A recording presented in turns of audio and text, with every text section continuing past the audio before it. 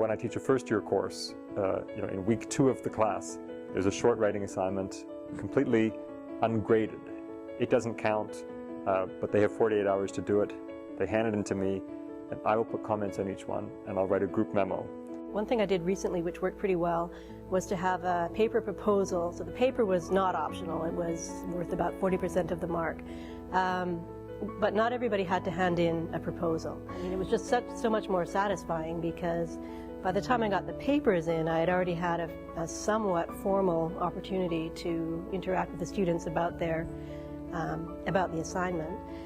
Obviously, I don't know how well they would have done without the proposal, but certainly I saw problems being solved at the proposal stage that would otherwise probably have turned up at the paper stage. But the optional ungraded assignment you do very fast. You're giving feedback to each student, but you're not needing to calculate and justify, is this a B or a B minus? Is this a B or a B plus? And you don't have that conversation with the student either. You don't need to have as much justification as you would if it counted. So obviously it takes more time than doing nothing, but it takes much less time than having a small amount of the grade. But I explained pretty clearly what the value of it was. Simply, you will get feedback in advance of having to do the exercise, and you will almost certainly improve the work over what you would otherwise have done. When I answer your question, when I comment on your answer, that's also feedback. When I comment on an ungraded optional writing assignment, that's feedback.